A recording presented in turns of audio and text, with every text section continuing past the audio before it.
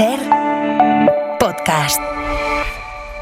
José Ignacio Carnero, los escritores siempre mentís, os pasáis la vida mintiendo, aunque a veces hay que mentir para decir la verdad, ¿me entiendes? Bienvenido a La Hora Extra.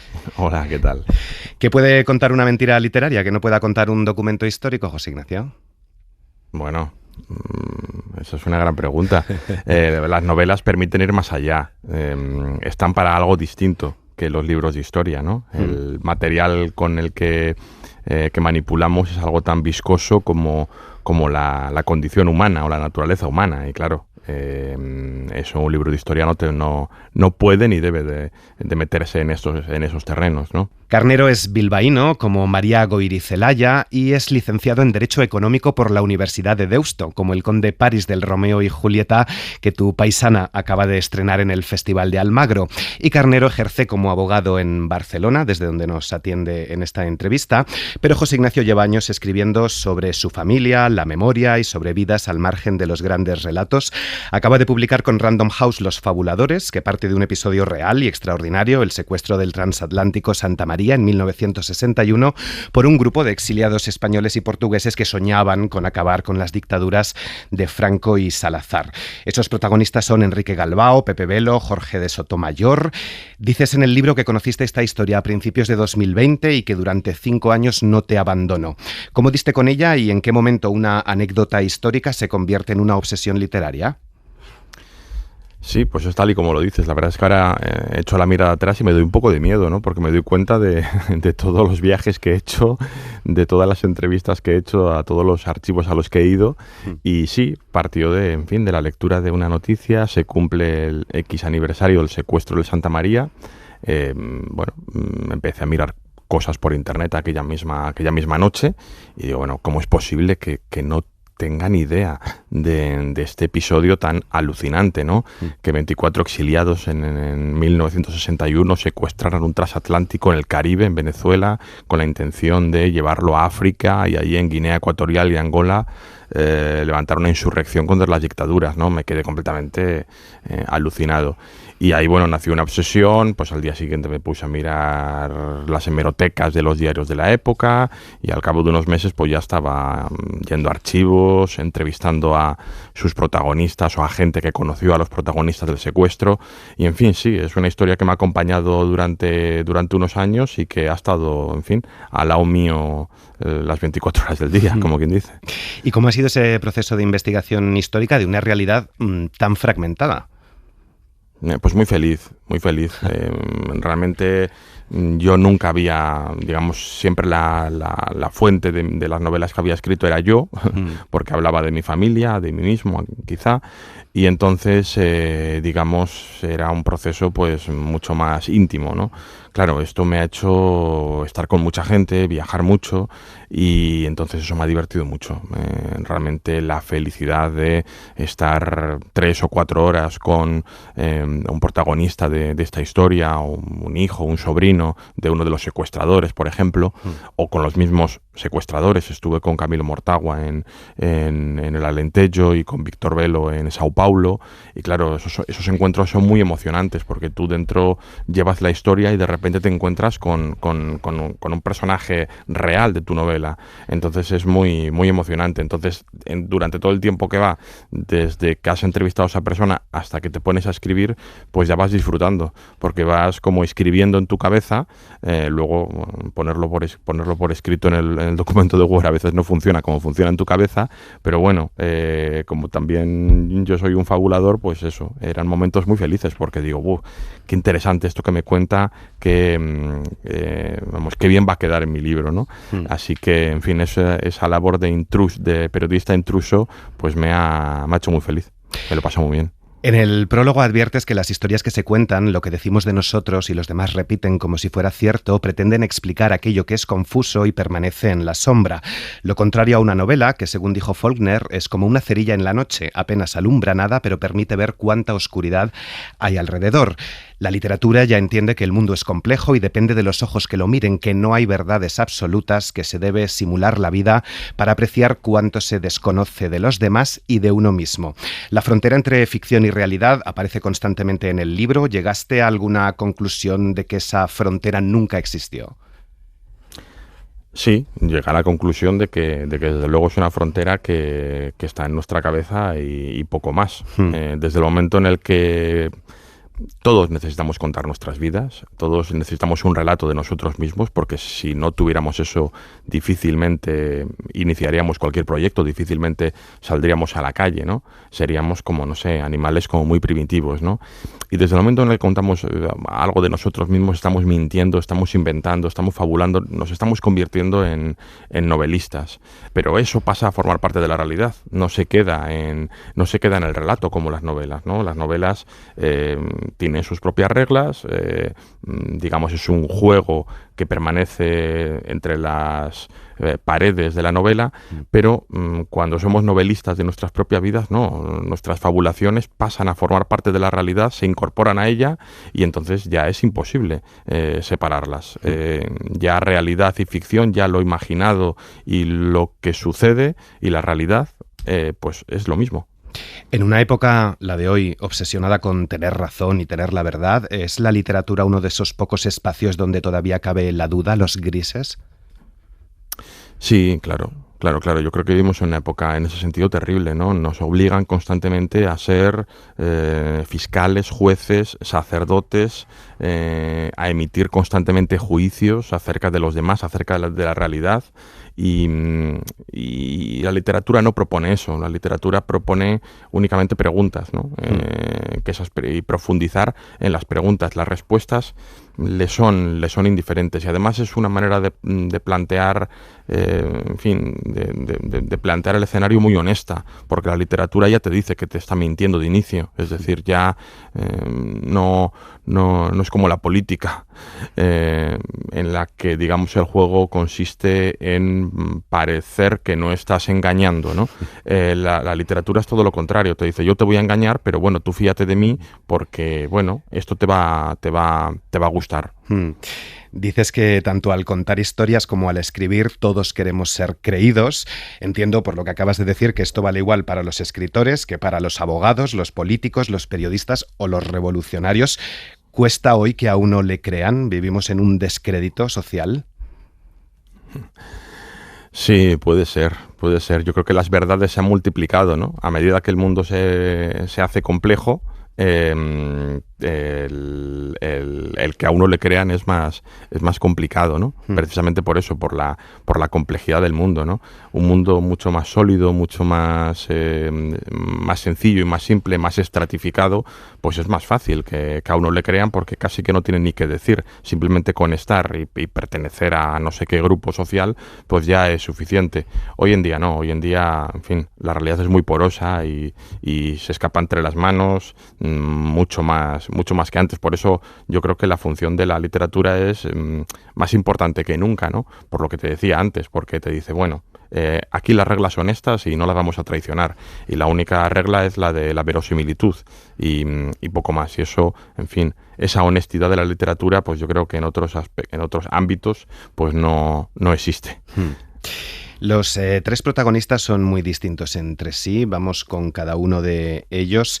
Galbao, a pesar de no tener altura política suficiente, aspiraba a ser gobernador de Angola, ministro de las colonias, presidente de la República, un hombre que cree en la superioridad de unas razas sobre otras, así como en la necesidad de que el imperio tutele a los salvajes de las colonias, ideas que le hacen aproximarse al nazismo. ¿Te interesan personajes como Galbao, que impiden juicios sencillos? En cualquier caso, no podemos juzgar a ninguno de estos hombres desde nuestro presente. Sí, claro.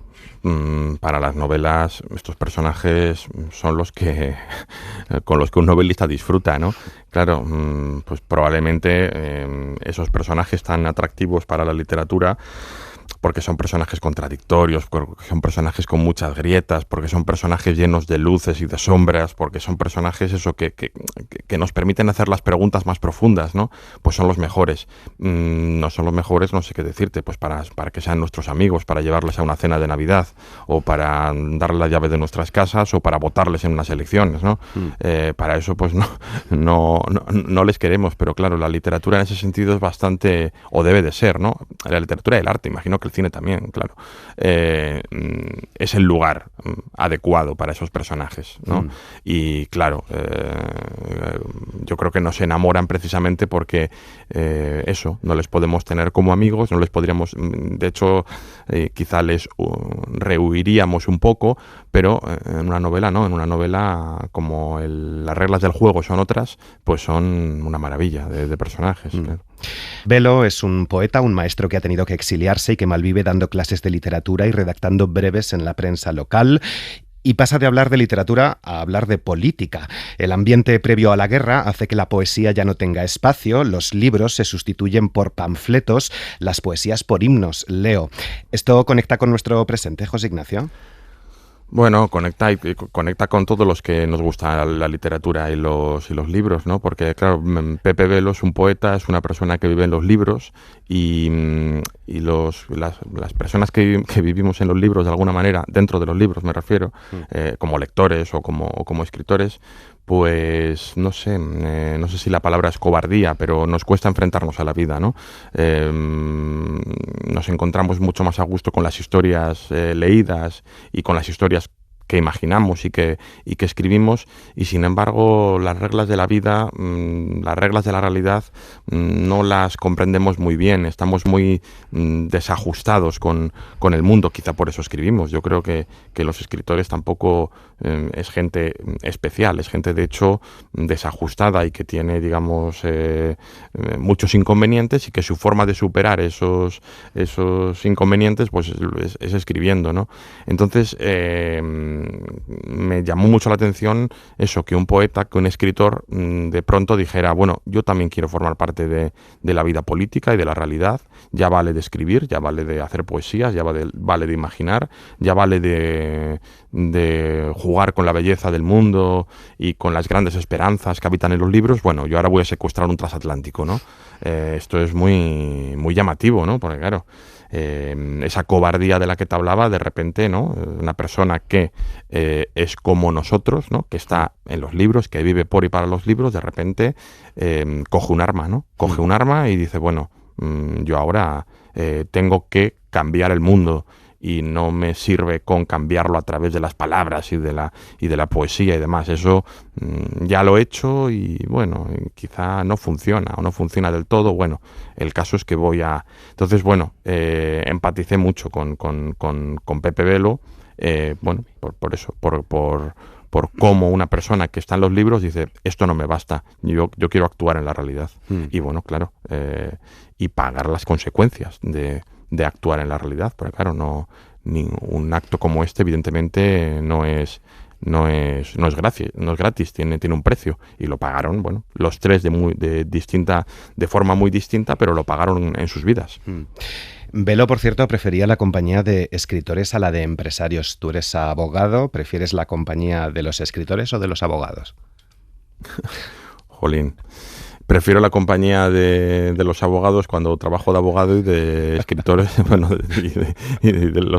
no sé, son dos ámbitos de mi vida muy diferenciados, y que no se me mezclan mucho, la verdad, que procuro que no se mezclen, porque no sé, a ver si me pasa como a Pepe Velo y como a esta gente, que acabo por confundir realidad y ficción. Y en este caso tiene algo de eso, ¿no?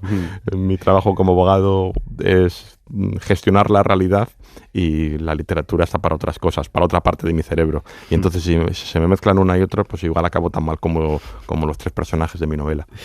El tercero, Sotomayor, al tercero, a Sotomayor, le irrita ese tono desmedido y teatral de Velo. Sotomayor es el que más vacíos tiene en su biografía, es como un puzzle, un relato incompleto, por momentos incomprensible, un hombre que parece haberse inventado varias vidas. Ya has dicho que hasta cierto punto toda identidad es también una construcción narrativa.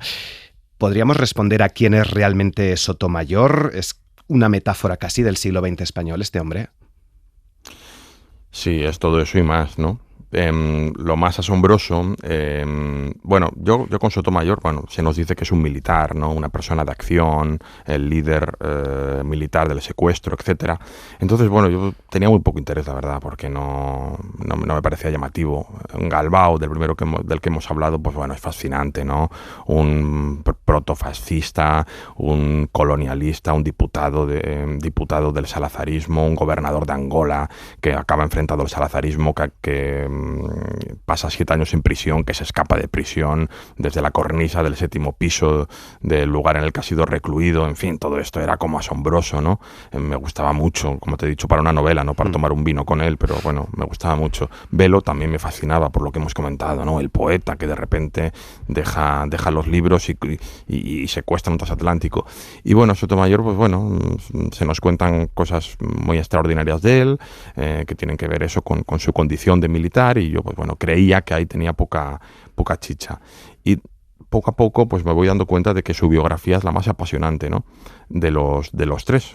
Y bueno, compitiendo con los 2 primeros de los que hemos hablado no es poca cosa, porque lo extraordinario de la vida de Sotomayor, sin desvelar mucho, es que es el fabulador total, porque es la persona capaz de fabular no solo a nivel político, a nivel histórico, sino que fabula con su propia vida, ¿no? Entonces, incorpora la fabulación de tal modo a la realidad que está dispuesto a dar todo por ella, que eso es lo que me pareció más alucinante, ¿no? Normalmente no terminamos de confundir del todo realidad y ficción, y bueno, tenemos nuestras vías de escape. No, en el caso de Sotomayor, digamos, la fabulación, la ficción, la mentira, la lleva hasta el último extremo. Hasta el último extremo. Está dispuesto a cumplir con su destino, ¿no? Con el destino del héroe. Con el destino del héroe que él ha imaginado que es, ¿no? Y que ha ido repitiendo y que ha ido contando y que los demás han dado por cierto, y ha llegado a un punto de su vida con 57 o 58 años, que eso también es bastante llamativo. Bueno, Galbao tenía 66, ¿no? También la novela es una historia de últimas oportunidades, ¿no? Y como digo, en un periodo de su vida, de pronto dice, bueno, he llegado a un punto, me están diciendo que me plantean secuestrar un transatlántico, dirigir esto para acabar con la dictadura. Bueno, pues es hora de ser quien he dicho que soy. Y eso no se queda en palabras. Él vende su patrimonio para financiar el asalto, y bueno, y dirige militarmente el asalto, ¿no? Entonces, claro, cuando tu destino, cuando el relato de ti mismo lo llevas hasta ese punto tan extremo, la pregunta es evidente. ¿Es una mentira llevada hasta el último extremo, sigue siendo una mentira? Pues claro, eso es lo que te decía al inicio de la conversación, ¿no? Esas son las preguntas que deben hacer las novelas, ¿no? Y yo creo que la pregunta que nos hace la historia de Sotomayor es esa, ¿no? Y bueno, no sé, la respuesta literaria, al menos, o una de las respuestas que yo encontré es, bueno, pues es probable que sí, que deje de ser una mentira, que si una persona está dispuesta a todo y está dispuesta a pagar con su seguridad, su tranquilidad, su sosiego, su patrimonio, etcétera, su futuro, el futuro de su familia, todo, está dispuesta a dar a todo por llegar a ser la persona que ha dicho que es, pues me parece al menos muy razonable que eso haya pasado a formar parte de la realidad y que por tanto la fabulación deje de ser fabulación, se transforme en realidad.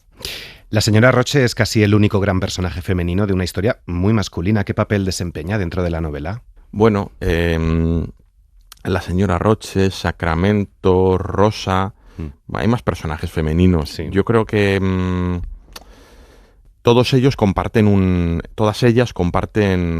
algo, y es que la imaginación tan desmedida de estos 3 tipos, que no se conforman además con alterar la realidad, sino que incorporan la fabulación a la realidad, provoca, pues en fin, mucho brillo, ¿no? Porque claro, secuestrar un transatlántico es una cosa absolutamente,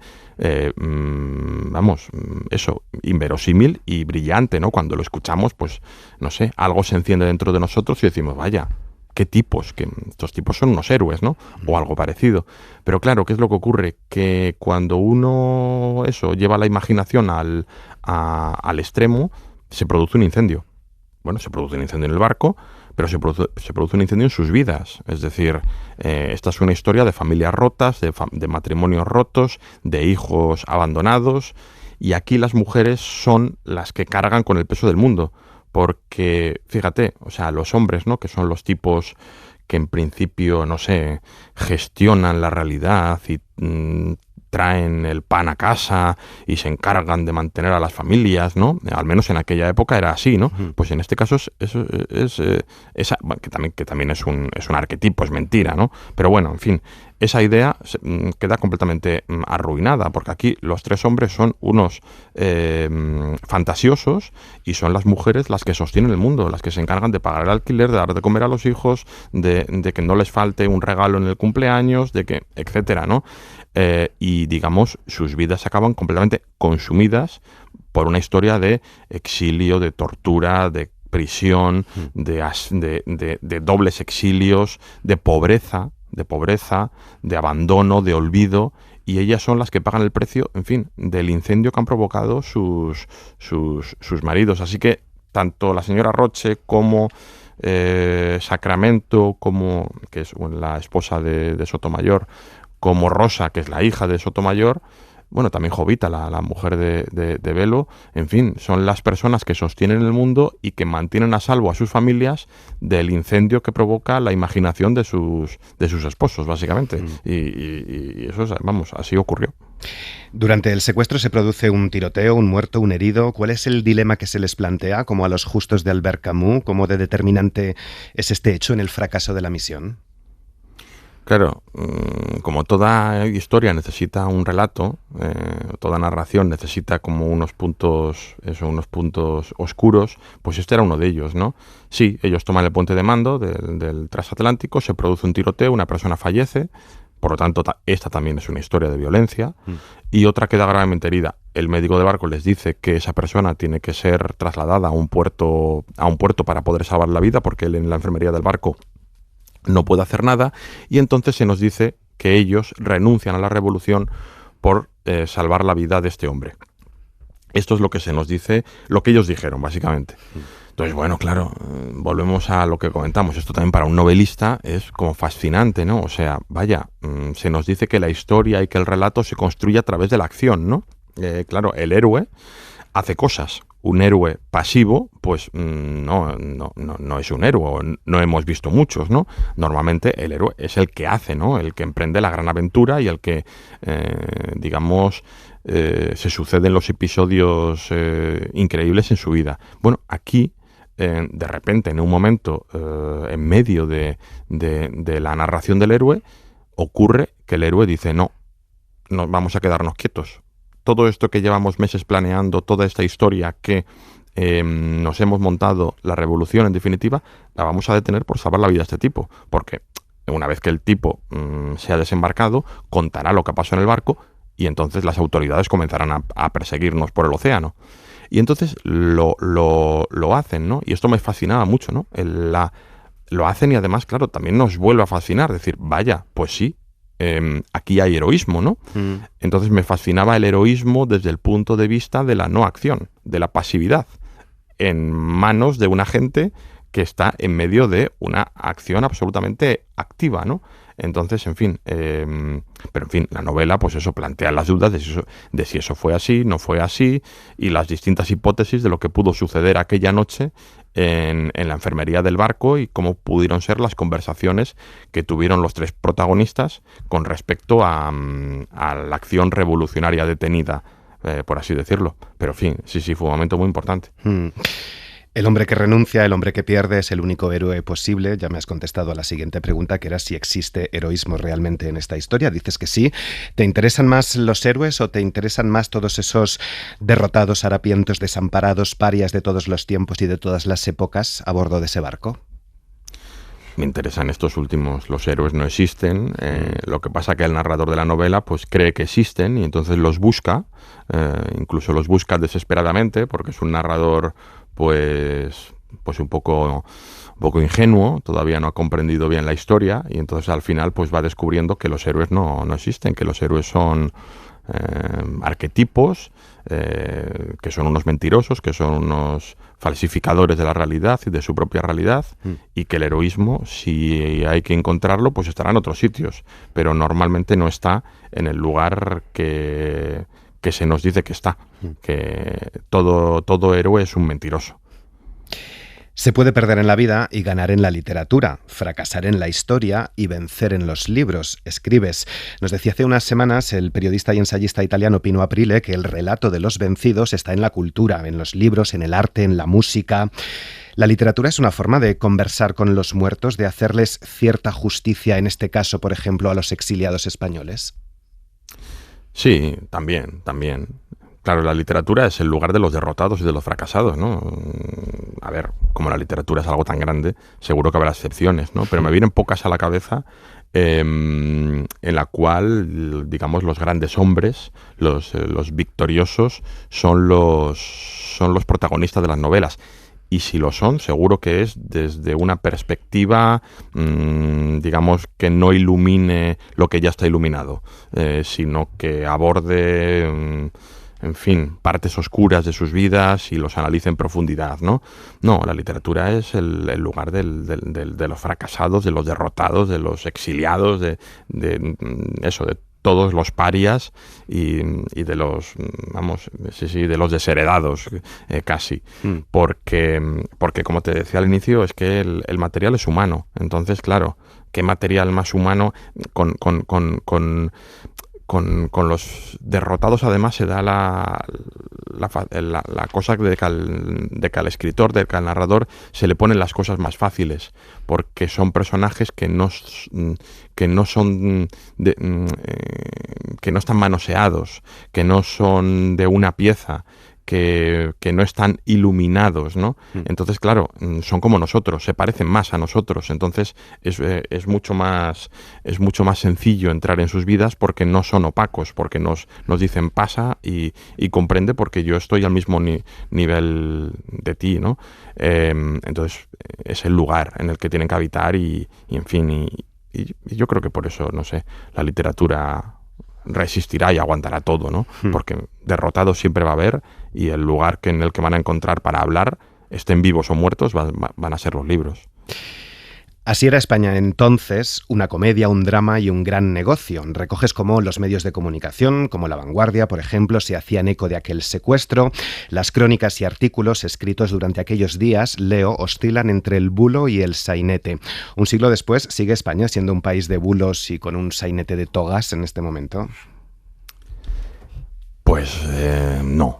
No, yo creo que no es comparable. El año 61 es una época que vivimos en medio de una tiranía, una época oscura y terrible, y no tiene nada que ver con esta. En esta, tenemos la capacidad de cambiar las cosas.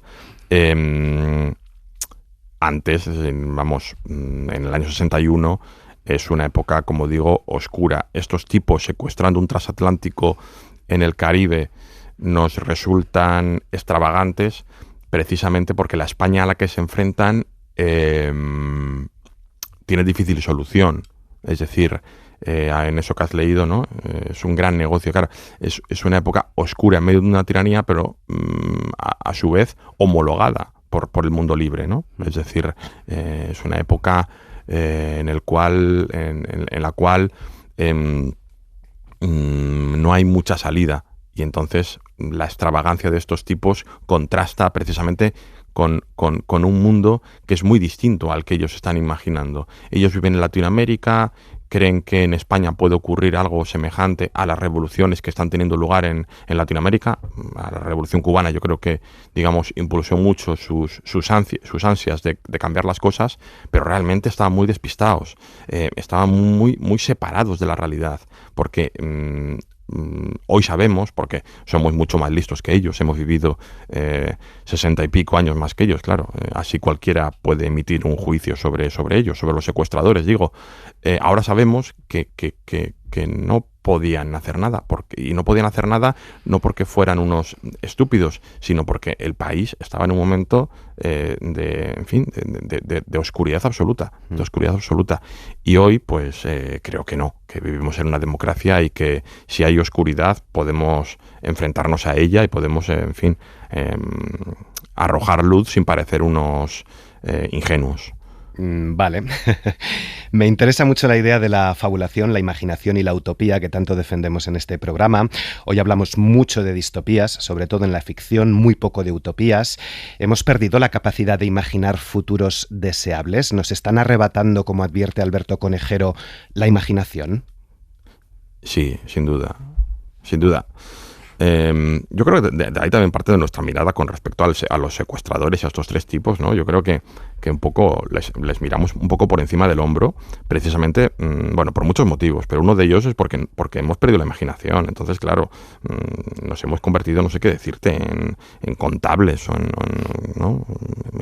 personas que gestionan la realidad y poco más, ¿no? Que le viene dada la realidad y que, bueno, pues mira, ahí tenéis la realidad, hacer lo que podáis con ella, ¿no? Pero oye, no salgáis mucho de aquí porque es que vais a parecer se van a reír de vosotros, ¿eh?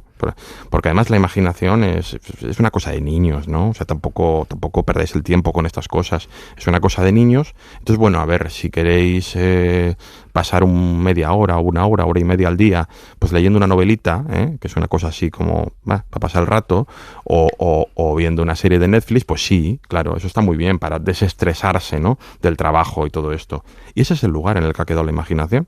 Ese es el lugar en el que ha quedado la imaginación. Y eso da cuenta de un mundo que se ha estrechado, o que se nos ha estrechado muchísimo, muchísimo, muchísimo. Vivimos en un mundo que es un callejón sin salida y que las paredes nos aprisionan precisamente porque la imaginación no es capaz de encontrar su espacio, porque somos gestores de la realidad, los políticos son gestores de la realidad y nosotros como ciudadanos somos gestores de la realidad y nada más. Y eso es terrible, porque hay gente que sí que está dispuesta a emplear la imaginación, ¿no? ¿Quién es Trump? Pues es un gran fabulador, es un gran dramaturgo, es un gran... y evidentemente utiliza la imaginación para intereses perversos, ¿no? Y sin embargo, la parte más progresista de la realidad, de la sociedad, la gente de izquierdas, yo me considero progresista, pues nos hemos creído que la imaginación es una cosa, eso, para desestresarse y para eso. No, la imaginación forma parte de la realidad, la imaginación la están utilizando, la utilizan constantemente y nosotros hemos renunciado a ella. Hace tiempo que hemos renunciado a ella y estamos pidiendo cosas absolutamente como gestores, ¿eh? Bueno, claro, por ejemplo, ¿no? El problema de la vivienda. Bueno, claro, evidentemente que hay que manifestarse por el problema de la vivienda, pero es que es una cosa como tan básica que ni siquiera, hay que usar demasiado la imaginación para ello. No, hombre, yo creo que el mundo puede ser mucho mejor, que las grandes esperanzas existen, que esas paredes tan estrechas se pueden ensanchar muchísimo, muchísimo, muchísimo. Y sin embargo, estamos gestionando la realidad, pero pero ¿no? Bueno, hombre, la vivienda, el salario mínimo y un poquito más, que está genial, evidentemente, ¿no? Por ahí se tiene que empezar. Pero todo lo demás, todo el fracaso de las grandes utopías del siglo XX en fin, y los errores de las utopías, yo creo que la parte, digamos, del sistema más conservadora, o como le quieras llamar, lo ha empleado para decir, bueno, ¿veis cómo la imaginación no conduce a nada más que a fracaso, a derrota, a dolor y a violencia? Bueno, pues ahora ya somos maduros, ya somos adultos, vamos a dejar de jugar como niños, vamos a gestionar la realidad y si ustedes quieren, póngase una serie de Netflix. Y ahí estamos. Entonces, claro, vivimos en un lugar terrible, precisamente porque la imaginación no tiene espacio. A propósito de la imaginación, dos preguntas más breves. Estos hombres confundían, lo has dicho antes, realidad e imaginación. ¿Dirías que fracasaron por la realidad o por su propia imaginación? Fracasaron, fracasaron en parte porque creo que tuvieron la oportunidad de denunciar las dictaduras ibéricas y sí, a ver, claro, lo complicado de la imaginación es que la realidad existe, ¿eh? La realidad existe. Todo esto que he dicho antes lo creo, pero también creo que cuidado con la realidad, que está ahí esperándonos. Y entonces, claro, si digamos hacemos un uso de la imaginación desmedido, el golpe que nos vamos a llevar con la realidad es fuerte. Y yo creo que eso el pasado nos lo enseña, y si lo hemos aprendido, pues está muy bien. Entonces, cuidado con la realidad porque está ahí al acecho. Entonces, ellos no tuvieron cuidado con la realidad. Se enfrentaron a ella y se dieron un golpe extraordinario y lo pagaron con sus propias vidas y con las vidas de sus familias. Así que, en fin, imaginación al poder, pero sin descuidar, al menos con el rabillo del ojo, la realidad. Hay un momento en que Sotomayor comprende que lleva más de 20 años esperando la caída de Franco y que todo se ha convertido, el secuestro de ese barco, en un espectáculo. Me parece uno de los grandes momentos políticos e íntimos de la novela. ¿Qué ocurre cuando una generación descubre que el mundo con el que soñó nunca llegará, que no se cumplirán o que han fracasado esas utopías del siglo XX que decías? Pues eso, vamos, es muy interesante, muy melancólico, muy novelesco, ¿no? Muy cinematográfico, sí, eso ocurrió. Y yo creo que todavía estamos en la resaca de eso, ¿no? Me parece. O quizá ya no, quizá ya hemos pasado la resaca y podemos imaginar un mundo nuevo, quizá ya hemos cogido otra vez fuerzas para imaginar un mundo mejor, ¿no? Pero desde luego sí que ha habido un luto muy largo, ¿eh? Ha habido un luto muy largo por parte de una generación que vio como las grandes esperanzas y las grandes utopías pues traían dolor, traían violencia, traían falta de libertades, ¿no? Y solo quedaba el espectáculo, ¿no? Y eso debió de ser muy doloroso para esa generación que todavía vive, ¿no? O parte de ella todavía vive. Debió de ser muy, muy doloroso. Yo creo que, en fin, que nuestra generación, quiero pensar que ese luto ya lo ha pasado, que hemos aprendido del pasado, pero que estamos dispuestos también en fin, a imaginar un mundo mejor. Tú eres el cuarto fabulador de esta historia. ¿Qué has descubierto de ti mismo? ¿Qué sensación entre la tristeza política y también la literaria te ha dejado el libro? ¿Qué he aprendido? Bueno, eso es muy complicado responder a eso, ¿no? Hemos hablado ahora bastante pues como de política y demás, pero la política exactamente tampoco tiene mucho que decir en las novelas, ¿no? Yo me he sentido muy acompañado por estos tres personajes. He sido feliz mientras he escrito sobre ellos y creo que he comprendido un poquito mejor cómo somos los seres humanos, ¿no?